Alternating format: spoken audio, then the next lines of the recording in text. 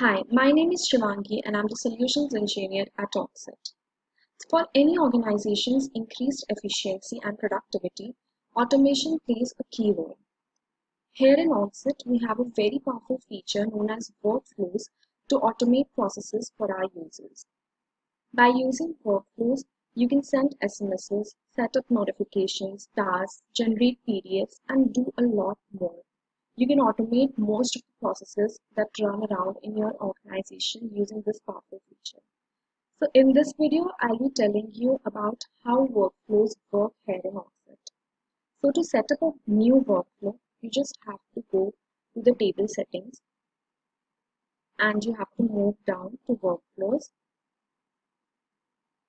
So I already have a few workflows created here. I'll just create a new one. So you can give a name and a sequence number to your workflow. I'll just choose one.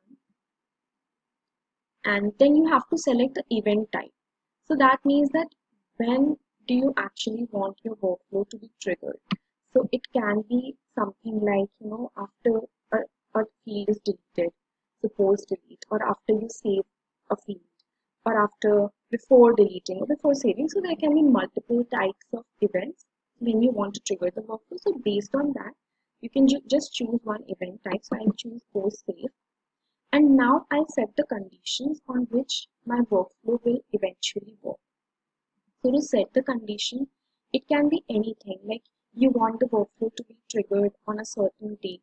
You want it to be triggered when a certain stage change is made.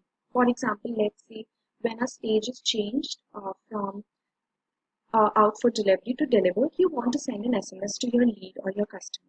So you can create a workflow to automate that for yourself. So you can use it to generate PDFs, maybe generate invoices, and do much more. So we'll come to what all things can be done later. So let's just set the conditions on which I want the workflow to work. So you just select the field, and so let's say I just choose lead stage, and I want that whenever my lead stage, now a lot of operations are there, I'll just choose whenever my lead stage contains the value 1. So I have a lead stage of lead 1 stage. So I just put it in the condition. Now I can have multiple conditions. By clicking on the plus new condition, you can add multiple conditions for the workflow. And also you can choose whether you want the workflow to be triggered when one of the conditions is met or when all of the conditions are met by this toggle here. Now I've given my workflow condition. Now I'll choose the once the condition is met, what action I want to be performed by my workflow.